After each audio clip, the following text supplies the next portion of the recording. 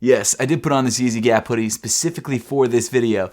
And no, I haven't worn it any other time. So after years of releasing the same exact sneaker in different colorways, the YEEZY Boost 350 V2, it seems like Kanye West and Adidas have decided to change things up pretty dramatically over the last year. We've had the mono version of the 350s, we're getting the compact version of the 350s later this year, and now we have the MX versions of the 350s. And while no, the MX version of the 350s are not as different as something like the monos or the compacts, it's still a new take on the 350s, and in my opinion, it's one of my favorite 350s to date. What's up everybody, I'm Seth Fowler, and today I'm reviewing the upcoming Adidas YEEZY Boost 350 V2 MX Oat. Not only that, I'm also giving a pair away. Thanks so much for tuning in today. If you want to find out more information on how you can win this pair for yourself, make sure to stay tuned till later on in the video and I'll give you all the details. But before we dive into the in-depth review, let me tell you guys a little bit of information on the release of this shoe. So the YEEZY Boost 350 V2 MX Oat releases this weekend on October 23rd, 2021 for a retail price of $220. And while we're on release information, let me show you guys how these shoes will be packaged. So as you probably could have guessed, these 350s come in the standard drawer box that you find a lot of different Yeezy sneakers coming in.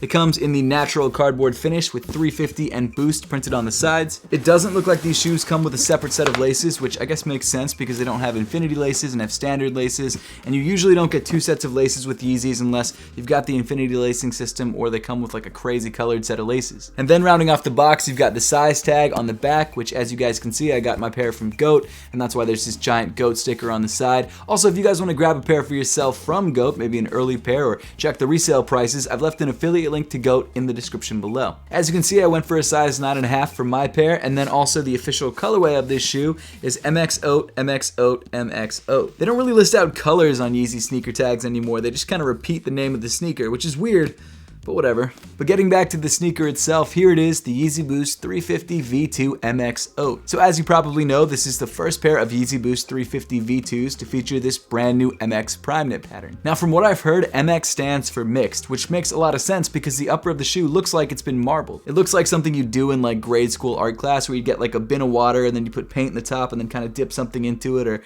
like, I don't know, get a comb and mix it all. You guys know what I'm talking about. And actually, you know what? I was always really a fan of that look. Maybe it's because I was nostalgic for those art classes or something like that, but I've always dug that marbled aesthetic. Now, like I said, this is the very first 350 MX to release, but this is not the first YEEZY MX to release. So far, we've actually had two MX Yeezys drop, and they were both foam runners. The first pair was the gray and tan color, and the second pair was the tan and brown color. Now, what separates those pairs from this pair, other than the fact that they're on a completely different shoe altogether, is the fact that those pairs are actually random because it's two different materials injected into a mold together and they create random swirls, whereas this shoe is actually a set pattern. Now for a while I thought that the MX 350s were going to have a random primeknit pattern on every single shoe because they were an MX sneaker, which thinking about it now would probably be very difficult for Adidas to produce logistically. I think it'd be really difficult to program their machines to create random patterns on every single sneaker that comes out. And the way I found this out obviously is that when I got my pair in the mail, I compared my pair to the promotional images on Adidas's website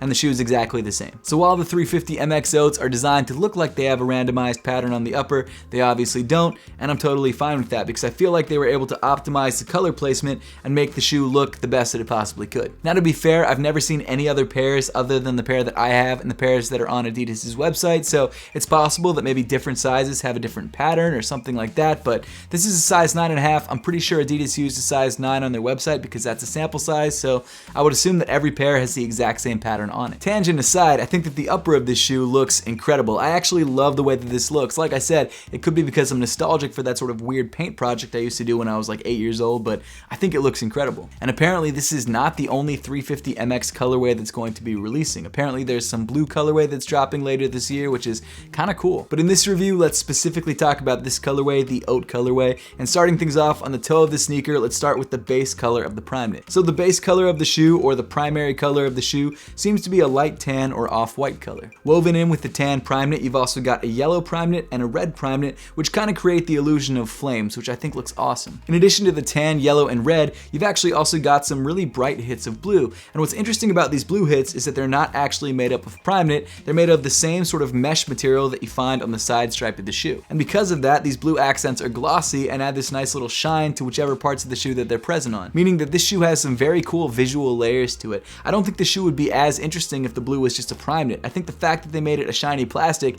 makes this shoe pop just just that much more. This shoe really reminds me of like sanding a piece of wood. The more that you sand, the more pieces of grain that you find, the more patterns that you find, and it really makes the shoe look super interesting. And to be honest, this is one of the first times that I've really loved both the medial and the lateral side of the shoe. They're both very different, but they both have parts to the design that really make either side stand alone. I just think the upper of the shoe has a super cool look, and it's one that I didn't expect to like this much. I'm gonna be honest, I thought I was gonna get these in and be like, it's just another pair of Yeezys, but now that I have them in hand, I'm surprised by how much I like this shoe. Now with that said, I don't know how wearable this shoe is gonna be. It's definitely a loud sneaker, but it's a good looking sneaker, at least for sitting on your shelf, because that's what most sneakerheads do. We put our sneakers on shelves and just kind of wear them once every month. So let's be honest, most of these might end up being shelf decorations rather than being something that's actually worn. And if it's just a shelf decoration, it looks great. But if it's used for what it's supposed to be used for, being worn, it might be a little bit harder to pull off. As far as the actual feel and stiffness of the primeknit upper, it's pretty much exactly the same as every other pair of 350s. The only areas that are sort of different are the blue mesh areas, and they still feel pretty similar. Of course, on the lateral side of the sneaker, you still have that semi-translucent stripe, which allows you to see through to your socks underneath. And if you're wearing a pair of apothecary socks, like you can see me wear in the B-roll shots of this sneaker, it makes the shoe look even better. And actually, I forgot to mention, if you win the Yeezy giveaway, you also win the entire apothecary tonal collection, which doesn't come out till October 29th. And I don't know which one of those things you want more, whether it's the Yeezys or the socks. Maybe you don't want the Yeezys at all, maybe you just want the socks. It's probably not the case, but hey, the socks are sick. But again, the good news is if you win both things. You don't have to decide. There you go.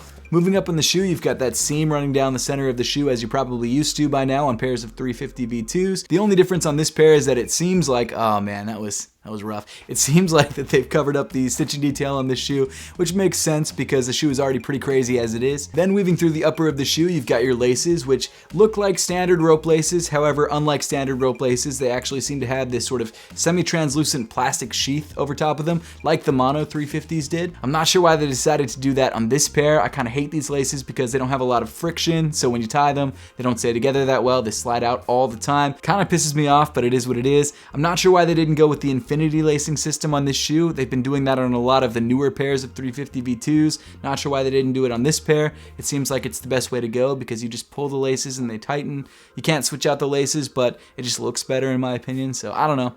It is what it is. Just to call out some of my favorite parts of the primeknit upper of this shoe, you've got the sunburst detail on the top of the tongue. You've got this cool sort of like wave looking thing on the medial side of the shoe. I love that. On the lateral side of the shoe, you've got just really nice sort of red strands that weave through the blue. I just think it's a really cool looking sneaker, and I like the fact that the right shoe is just a mirrored version of the left shoe. It makes the entire shoe more consistent, and the pattern of the shoe, although crazy, look a little bit less crazy. Then moving inside the sneaker, it's pretty much your standard pair of 350 V2s. You've got this sort of light tan colored sock liner, which matches the primeknit on the upper of the shoe. You've got the Adidas 3 stripes on the heel, and then rounding off the inside of the sneaker, you've got a tan colored insole with the Adidas and YEEZY branding printed on the heel in sort of an orangey brown. Now, as far as sizing and fit is concerned, as you guys can see, I went with the size 9.5. I usually go with the size 9, but this time around I went with the size 9.5, which is what people usually recommend because they seem to fit a little bit better. Now, what's interesting about this pair is that I may have gone up a half size on the wrong pair because Adidas actually recommends you go true to size on this pair versus other pairs of 350s where they've recommended going up half a size, and I went up half a size on a pair that apparently I should have just gone true to size with. I will say though that wearing the shoe up half a size was fine. If that's what you usually do in your pairs of Yeezys, that's fine too. I'm not too bothered by it. I'm fine with the size 9.5. I wouldn't have minded a size 9 either. I realize I'm not really giving you a straight answer here, but Adidas recommends going true to size on this pair. I would say you should probably be fine going true to size as long as you don't have super wide feet. I would say if you have super wide feet, go up half a size, and if you're used to going up half a size in Yeezys, go up half a size in this shoe, you'll be fine. If not, go true to size and you also should be fine. I don't know why Adidas hasn't used the same last that they use on every other pair of Yeezys. It doesn't make sense to me. The shoe is essentially the same.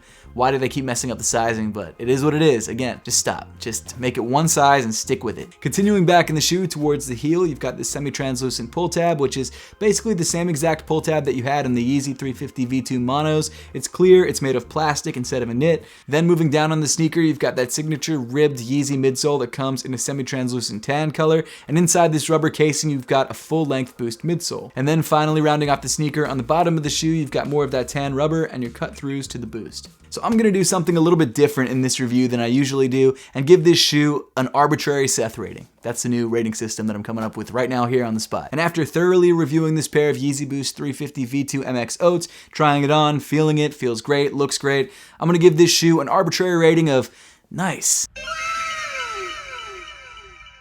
This is probably my favorite new variant of the 350 V2s to release since like the Belugas, the first 350 V2. I really didn't think I was gonna like this shoe, but having it in hand, I'm like, this is sick. This is a really nice sneaker. This is a nice sneaker. I don't really have like a numbers rating for nice. It's somewhere near the top, but it's not at the top, if that helps. So there you go. Once again, if you would like to grab the 350 V2 MX Oat, it releases this Saturday, October 23rd for a retail price of $220. Or you can stay tuned and find out how you can win this pair for yourself. So I've teamed up with my own sock brand Apothecary, meaning I've essentially teamed up with myself to give away a pair of Yeezys and also the full tonal collection that drops next weekend. Apothecary makes some of the best socks around, and we like to say that they're your sneakers' favorite socks because they are. They're the best socks to wear with sneakers. So to enter my Apothecary Yeezy giveaway, all you have to do is follow Apothecary on Instagram, which of course I've linked in the top of the description below, and also comment your size underneath this picture on the Apothecary Instagram page. The giveaway will run till October 28th when we will officially announce the winner. The winner will be randomly selected from that post's comment section, and the way that we're actually announcing the winner will be a little bit different than usual. So the way that the winner will be announced is once we pick the winner, we'll put their name in the actual post itself. We'll tag you in that post so that you know that you've won. And the reason we're doing that is because in the past I said that I would message the winner, and the problem with that is that people create scam accounts and then message people saying that they've won, which of course is a huge scam. They want you to click a link. Just never ever click on anything that anyone DMs you because it's probably a scam. So in order to avoid that problem altogether, the way that we're gonna do this is by tagging the winner in the actual post itself. That way they'll be notified that they won, they DM us, and then that way, you know, we'll get in contact with you without having people trying to message you saying that you've won when you've definitely not won. So moral of the story is, if someone that looks like me or looks like my brand Apothecary messages you and says that you've won, you haven't, that's a scam. Don't answer it, block it, report it, do all that sort of good stuff because it's happened to me a bunch in the past and it really sucks. So once again, the way to win is by following my brand Apothecary on Instagram and then commenting your size underneath this post on the Apothecary Instagram page. That's all there is to it. At this point, we're pretty much gonna round off the video for today. I would love to know your thoughts on the YEEZY Boost 350 V2 MX Oat and whether you're planning to grab a pair for yourself when they drop this Saturday, so make sure to let me know in the comment section down below. And as always, thank you so much for watching. Make sure to subscribe if you haven't yet, and I'll see you all in the next one.